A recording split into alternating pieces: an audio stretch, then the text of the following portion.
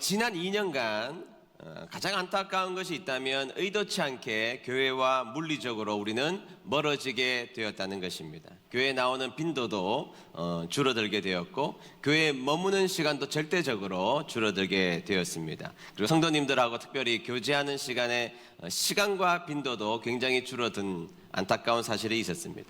저는 어릴 때부터 항상 성전을 중심으로 살아야 된다 이렇게 배워왔습니다. 그런데 사실은 코로나 이전부터 믿는 사람들에게 드러나는 현상 중에 하나가 성전 중심으로 살아가지 않는다는 것입니다.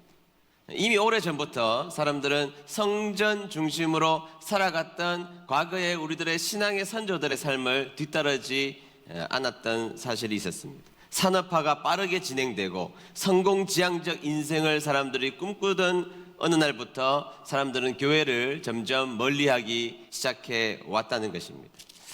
신앙을 가진 부모들은 아이들이 주일임에도 불구하고 예배만 드리고 학원을 보내어서 보충으로 공부하는 것을 너무나 당연하게 여기는 것이 벌써 수십 년째 되어가고 있었고, 성도님들도 주일을 온전히 지키며 하루 종일 주님을 생각하기보다는 예배 한번 드리는 것으로 족하다라는 생각들을 가지게 되었던 것입니다. 이렇게 교회와 멀어지는 시간들이 이전부터 지속적으로 일어났고, 코로나19는 그런 삶의 가속도를 붙이고 우리에게 면죄부를 허락해 주는 것처럼 보이게 되었던 것이죠. 그러나 여러분, 우리가 하나님을 잘 믿는 사람, 믿음의 사람으로 결단하며 살아가는 인생으로 결정된 우리들의 삶이 있다면 어쩔 수 없는 상황에 있을지라도 하나님을 믿는다는 것을 포기할 수 없고, 더불어 주님 앞에 가까이 나오는 성전을 중심으로 하는 신앙을 결코 포기해서는 안 된다는 것이죠. 이 가치는 우리가 세상이 아무리 변해도 포기할 수 없는 중요한 가치라면, 저는 오늘 이 표를 가지고 여러분들에게 두 가지 도전을 말씀을 통하여서 하도록 하겠습니다. 자, 첫 번째는 의도적으로 성전을 가까이 하는 삶을 가져야 한다는 것입니다. 다 같이 읽어볼까요? 시작. 의도적으로 성전을 가까이 하는 삶을 가집시다. 네, 1절을 보겠습니다. 1절 다 같이 읽습니다. 1절 시작. 사람들이 내게 우리 함께 여호와의 집에 가자라고 말할 때 나는 기뻐하였습니다. 아멘. 네, 사람들이 내게 우리와 함께 여호와의 집에 가자라고 말할 때 나는 기뻐했습니다. 성전으로 나아갈 때, 성전으로 나아가자고 할 때 나는 기쁨의 삶을 살았다, 기뻤다, 이렇게 선언하고 있는 장면을 만나게 되죠. 여러분, 다윗은요, 세상에서 가장 바쁜 사람 중에 한 명이었습니다. 도망자의 삶이었을 때도 바빴지만 그가 성공하여 왕이 되었을 때 너무나 분초를 아끼며 그 시간을 쪼개어 인생을 살아갈 수밖에 없었던 사람이 다윗이었습니다. 여러분, 왕이 얼마나 바쁘겠습니까? 얼마나 바쁜 삶이 있었겠습니까? 그러나 다윗 왕은 신하들에게 부탁을 했습니다. 내가 아무리 바쁜 삶일지라도 예배 드리는 시간을 나에게 반드시 알려달라고 요청을 했던 것입니다. 네, 집무하는 시간, 왕으로서 여러 가지 인생 가운데 전쟁도 해야 되고 여러 가지 심판도 해야 되고 여러 가지 일들, 행정적인 일들을 다 했기 때문에 삼권을 한꺼번에 쥐고 통치하던 시절이었기 때문에 무척이나 바빴던 것입니다. 그런데 어느 날 신하가 이야기를 합니다. 왕이시여, 지금은 모든 것을 멈추고 성전에 올라갈 시간입니다. 이 말을 듣고 다윗은 너무나 기뻤다라고 설명하고 있는 장면이 2절에 등장하고 있는 장면, 1절에 등장하고 있는 장면이라는 것입니다. 이것이 하나님은 이 장면의 모습을 기록하셔서 다윗의 믿음, 내 종 다윗의 믿음은 위대한 믿음이라고 우리에게 설명하고 있는 장면이라는 것입니다. 여러분, 나의 믿음을 점검할 수 있는 중요한 바로미터가 하나 있다면 그것은 예배 드림이 기쁨이 되는지, 내가 교회 나오는 것이 기쁨의 자리인 것인지, 예배 나오는 자리가 여전히 설레임의 자리인 것인지, 오늘 들을 말씀에 대해서 내가 기대하고 있는지, 이것이 사실은 굉장히 중요한 요소라는 것이죠. 우리의 믿음을 증명할 수 있는, 다시 말해서 오늘날 나의 믿음을 증명할 수 있는 중요한 것은 예배 드림이 나에게 여전히 기쁨이 되고 있는지가 중요한 요소라는 것이죠. 제가 우리 성도님들에게 제가 여러 번 한 이야기인데요, 저에게는 못난 모습이 참 많았습니다. 그리고 이렇게 여러분들 앞에 서서 이렇게 말씀을 전할 수 있는 그런 능력이 별로 안 되는 사람인데, 성전 건축을 다 하고 어느 날 제가 가만히 이렇게 있는데 하나님께서 주신 복을 생각해 보니까 참 너무나 은혜가 되는 것입니다. 그래서 하나님 앞에 제가 그렇게 기도했습니다. 하나님, 도대체 저에게 왜 이렇게 복을 많이 주십니까? 제가 이렇게 기도하는데 하나님이 몇 가지 장면을 저에게 딱 기억나게 해 주셨습니다. 제가 잊어버렸던 장면인데요, 그 장면을 딱 기억하게 해 주셨는데 그 중에 한 장면이 제가 중학교 때의 모습이었어요.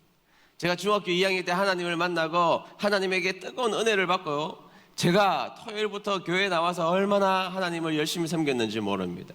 열심히 섬기고 예배는 다 참석하고 봉사할 수 있는 일이 있다면 중학교 2학년 까까머리 중학생이 다 참석해서 일 열심히 다 하고 교회에서 시키는 일 있으면 열심히 제가 교회에 와서 열심히 일했습니다.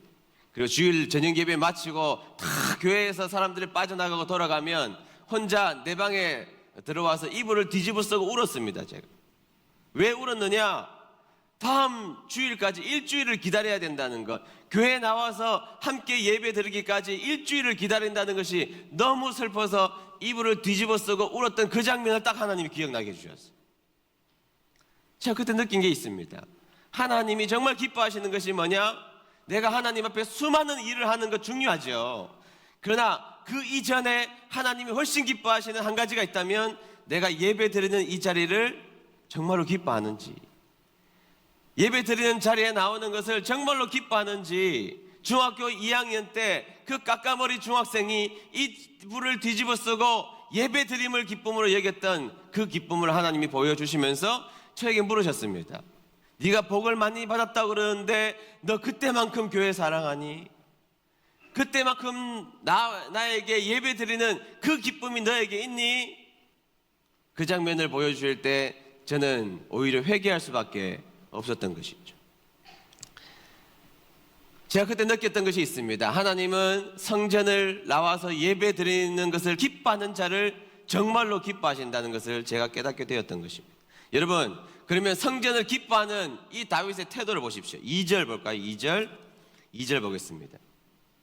다 같이 읽습니다. 시작. 오 예루살렘이여, 우리의 발이 내 문 안에 서 있습니다. 아멘. 자, 오 예루살렘이여, 우리의 발이 어디 안에 있다고요?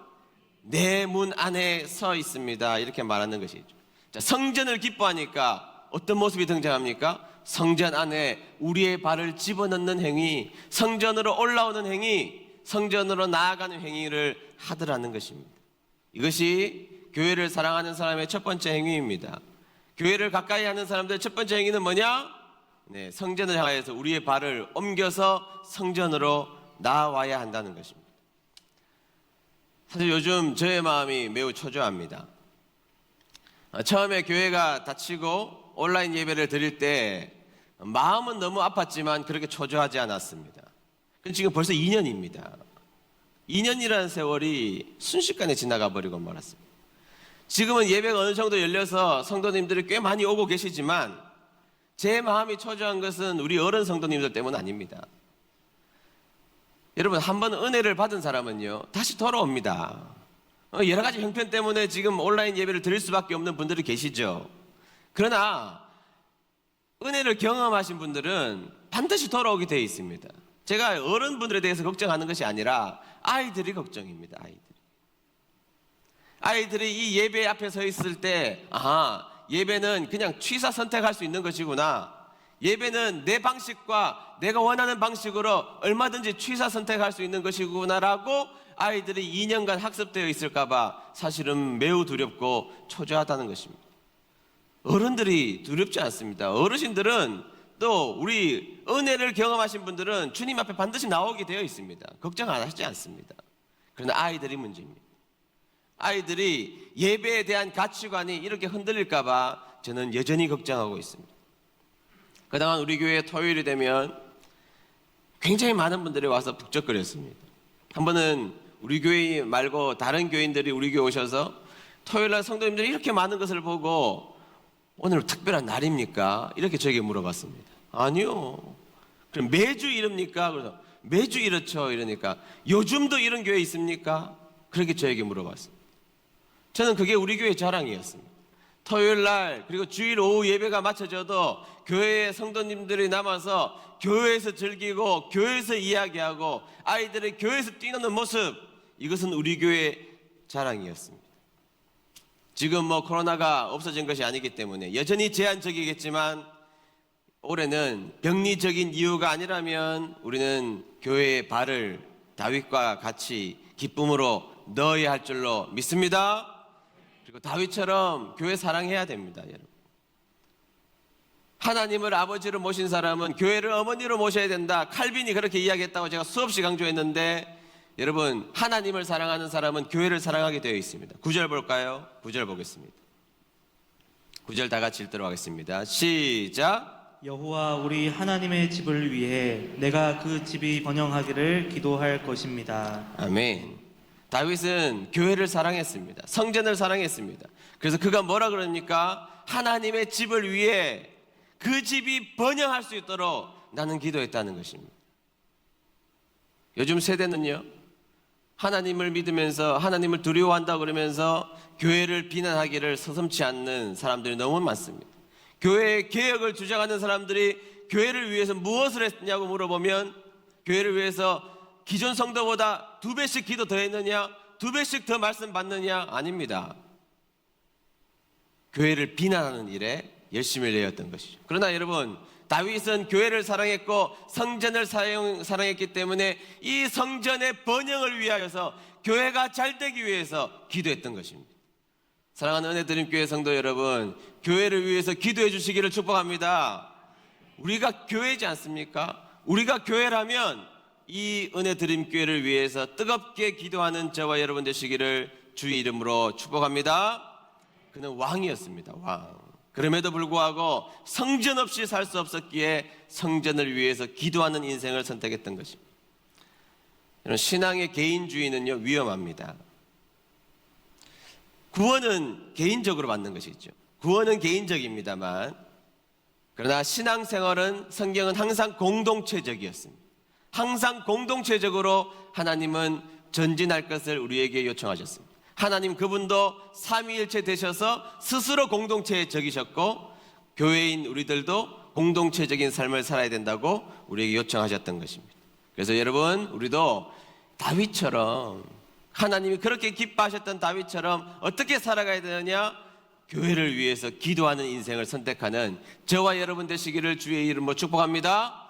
그래서 2022년도 이제는 교회를 가까이, 주님의 성전에 발을 넣고 주님의 교회가 번영할 수 있도록 기도하는 저와 여러분 되시기를 주의 이름으로 축복합니다.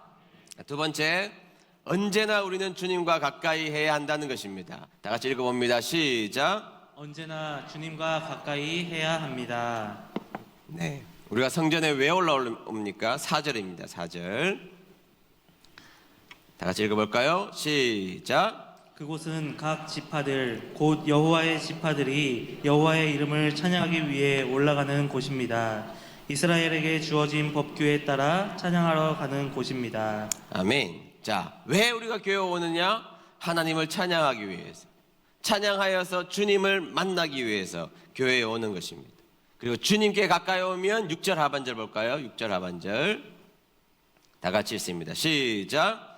예루살렘을 사랑하는 자는 형통하리로다. 한 번 더 읽어보겠습니다. 시작. 예루살렘을 사랑하는 자는 형통하리로다. 아멘. 자, 하나님이 약속해 주셨습니다. 여러분, 성경 전체 이야기를 가만히 보면요, 하나님과 가까이 있는 사람들과 하나님과 멀리 있는 사람들의 이야기로 나눠져 있습니다.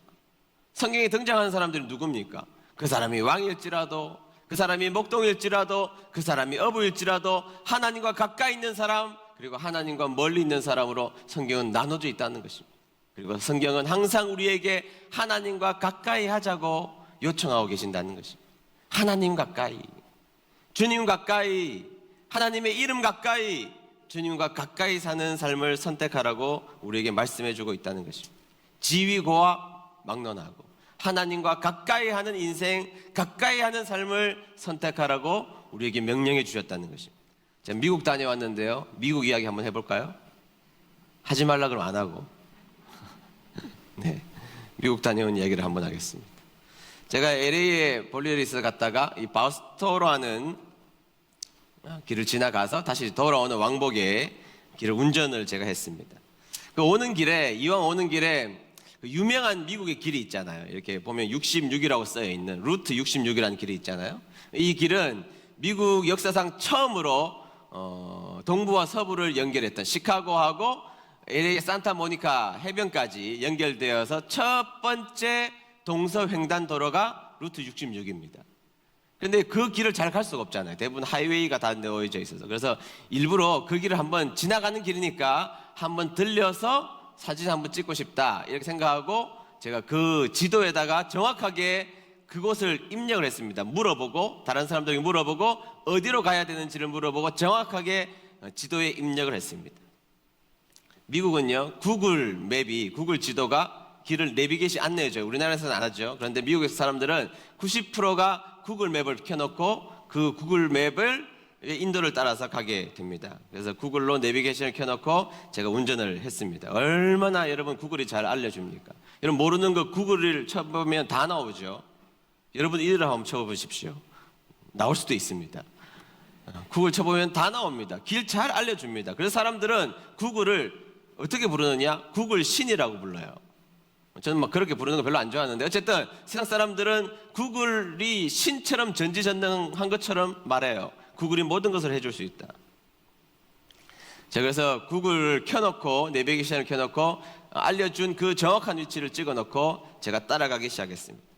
한참을 고속도로 가는데 이제 지방도로로 딱 인도를 해주는 겁니다. 이제 드디어 66번 루트를 향해서 가고 있구나 생각을 했습니다. 순종을 했습니다. 뭐 오른쪽으로 가라 그러면 오른쪽으로 가고 빠지라 그러면 빠지고 제가 순종을 잘 했습니다. 근데 한참 가다가 이 구글 맵이 turn right 어디로 돌라는 거예요? 오른쪽으로 돌라 turn right 외쳤습니다. 그래서 구글 앞에 어떻게 해야 돼요? 길도 모르는 사람이 순종해야죠. turn right 오른쪽으로 싹 틀었습니다. 딱 들어섰는데 비포장도로에 올라간 것입니다. 비포장도로예요. 뭐 우리나라도 비포장도로가 있잖아요. 그래서 뭐 비포장도로 당연히 올라갈 수 있다 생각해서 비포장도로로 올라타게 되었던 것입니다. 그로부터 한 8km 정도를 갔는데요. 한 5마일 정도 갔죠. 8km 정도 갔는데 길이 좀 이상해지기 시작했습니다. 갑자기 비포장도로 그래도 도로처럼 길처럼 보였던 길이 사라지고 오프로드 사막의 길처럼 사막처럼 보이는 그 길에 제가 들어서게 된 것입니다. 그런데 구글은 끊임없이 전진하라고 이야기를 해서 그 길로부터 8km를 더 들어갔습니다. 8km 들어왔는데 8km를 더 들어갔는데 그때부터 8km는요 길이라고 할 수 없는 그런 길을 울퉁불퉁하게 들어가게 되었던 것이죠.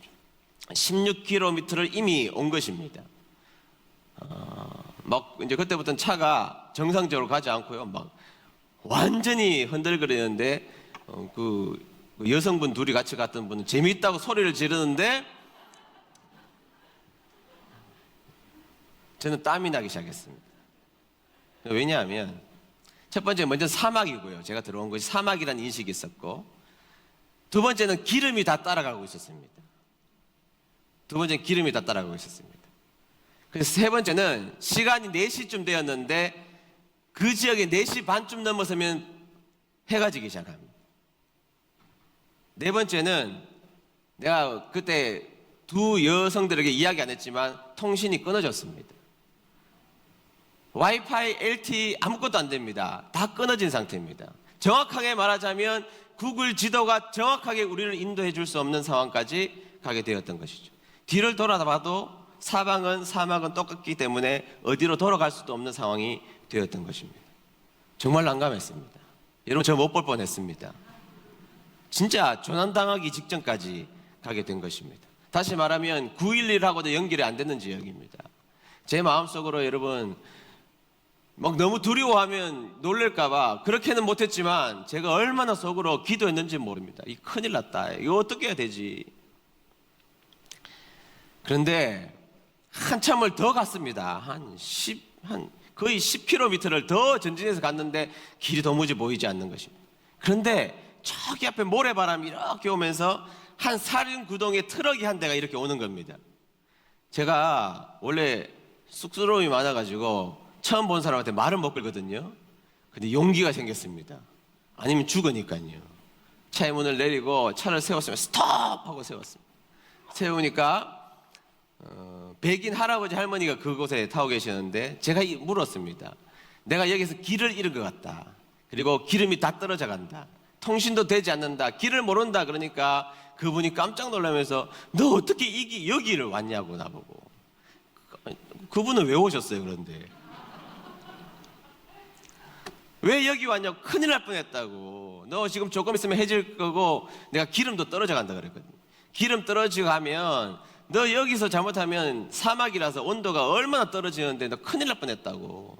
그러면서 그래도 다행스럽게 여기서 조금 한 5마일 정도만 가면 거기에 갔다가 거기에서 좌측으로 길을 틀면 비포장도를 만나고 도로를 만날 것인데 거기로 가면 된다고 길을 알려줬습니다. 뭐 조금만 더 가면 된다 그러니까 그때서야 제 마음이 놓았고 20분만 가면 기름 넣으면 되니까 안심하고 이제 갔습니다. 한참을 갔는데 길이 보이지가 않아요. 그분하고 헤어졌는데. 다시 한 번 더 말하지만 여러분 저를 못 보실 뻔했습니다. 그랬는데요, 갑자기 백미러에 보니까 저 뒤에서 모래바람이 막 일어나요. 그리고 그 할아버지 할머니가 차를 끌고 저를 따라온 겁니다. 따라와서 저를 쌍깜빡이를 켜고 저희 차를 세우는 겁니다. 세우더니 내가 아무리 가다가 봐도 네가 길을 잘못 갈 것 같다는 생각이 들었다는 거예요. 그래서 차를 돌려서 지금 나름대로 전속력으로 따라와서 우리를 붙잡은 겁니다. 너 지금 길을 잘못 가고 있다고. 너 이렇게 가다가 큰일 난다고. 이제부터 나를 따라오라고. 그래서 제가 그분을 따라가기 시작했던 것이죠. 그분을 따라가서 한 10분쯤 가니까 정말로 이제 길처럼 된 길이 보이고 비포장 도로가 보이고 이제 포장된 도로를 만났습니다. 딱 만나자 그분이 차를 세워놓고 내렸습니다. 그리고 메모지에다가 저에게 적어주었습니다. 그 메모지 제가 스크린에 띄워달라고 그랬는데 메모지에다가 58번 이스트 그 도로를 타고 그 다음에 15번 사우스를 타면 네가 로스앤젤레스까지 갈 수 있을 것이라고 친절하게 종이에 적어서 저에게 주었던 것입니다. 이거 얼마나 고마워요. 그냥 생각해 보세요. 끔찍하잖아요. 저처럼 겁도 많고 할 수도 없고 구글도 연결 안 돼 있는 그 상황에서 아무것도 할 수 없는데 그분과 만나서 제가 산 거 아니에요. 그래서 제가 너무 고맙다고, 너무너무 고맙다고 전화번호 좀 알려달라고, 전화번호를 따려고, 전화번호를 알려달라고. 그때는 뭔지 모르겠지만 전화번호를 알려주시면 제가 뭐라도 감사의 표시를 좀 하고 싶다고 이야기했더니 아니 괜찮다고, 그냥 나는 그냥 할 일을 했을 뿐이라고 그렇게 하면서 걱정하지 말고 이제 이렇게 가면 길 잃어버릴 일 없으니까 이제 열심히 가라고 하면서 격려해 주었습니다. 제가 차에 올라타서 큰 소리를 외쳤습니다. 하나님이 당신을 축복하기를 원합니다. 목사니까요. 하나님이 당신을 축복하기를 원합니다. 그렇게 말했더니요, 그분이 저를 딱 쳐다보더니 See you again 그러더라고요. See you again. 다시 만나 그러더라고요. 무슨 말이에요 여러분? 제가 하나님 이야기를 하니까 그분도 하나님 믿는 사람이었던 것이죠. 그러면 지금 우리가 이렇게 헤어지지만 우리 천국에서 다시 그때 만나자 이렇게 말하는 것입니다. 그리고 제가 정신 차리고 그분의 트럭 뒤에를 이렇게 보니까 이렇게 적혀져 있었습니다. Heaven is real. 이 트럭이에요. 천국은 진짜다 이렇게 붙여 있는 거예요. 그분이 크리스찬이었던 것이죠. 그리고 사막 한복판에서 길을 잃은 자를 위하여서 자신이 길이 되기 위하여서 희생하여 저에게를 인도해 주신 저에게는 작은 예수님이었던 것입니다. 여러분, 오늘 제가 여러분들에게 극단적 경험을 이야기했지만 제가 경험한 구글은 저에게 대부분 99% 괜찮은 삶을 인도해 주었습니다. 제가 모르는 지식을 찾아주었고 제가 모르는 길을 괜찮게 인도해 주었습니다. 그러나 결정적일 때 가끔 사막 한복판에 저를 가두어 놓았습니다. 그리고 그 가끔이 때로는 우리들에게 무시무시한 결과를 낳을 수도 있다는 것이죠. 그러나 하나님을 믿는 그분들과의 만남으로 그리고 그분들만의 우리에게 주셨던 희생으로 제가 이곳에 컴백하여 여러분들이 이렇게 말씀을 전할 수 있게 된 것이죠. 그때 그 사람들을 누가 보내셨을까? 결정은 여러분들의 생각에 맡기겠지만 저는 제 머릿속에 길을 만드시는 하나님이라고 생각했습니다. 사막의 강물과 길을 내시는 분. 그때 제가 아내하고 경인이하고 차를 타고 오면서 3시간 동안 LA로 돌아오는 시간 동안 놀랍게 하나님을 찬양하고 이야기하면서 3시간을 달려왔습니다. 그리고 저의 마음속에 제가 숙소에 돌아온 다음에 하나님께서 욥에게 하신 말씀처럼 저에게 물으셨습니다. 하나님이 욥에게 물으셨던 질문처럼 저에게 물으셨습니다. 너 집으로 가는 길을 알고 있느냐? 주님께서 그 말씀을 기억나게 해주셨어요. 집으로 가는 길을 알고 있느냐? 제가 그랬습니다. 주님, 저 몰랐습니다. 주님, 때때로는 제가 결정하고 산 것 같고, 때때로는 내가 결정한 것이 다 옳다고 여겼고, 때때로는 내가 결정하는 것이 정말로 좋다고 여겼는데, 주님 알고 보니 주님 집으로 가는 길을 제가 모르고 살았습니다. 주님 아니고서는 제가 이곳에 있을 수가 없었습니다. 그 고백을 하고 제가 그날 밤 잠에 들었던 기억이 있습니다. 여러분, 오늘 주님이 여러분들에게 물어보실 겁니다. 집으로 가는 길을 여러분 알고 계십니까? 여러분들의 인생길을 여러분들이 알고 계십니까? 여러분들이 어디로 가는 것이 복되고 행복한 길인지 여러분들 정말 알고 계십니까? 우리 정확하게 모르지 않아요. 그래서 우리는 주님 가까이 가야 하는 것입니다. 우리에게 길이라고 말씀하신 그 주님, 사막의 강물과 길을 내시는 그분 앞에 여러분들의 인생을 오래 맡기고 주님 가까이 가서 복된 삶이 여러분들의 삶이 되시기를 주의 이름으로 축복합니다.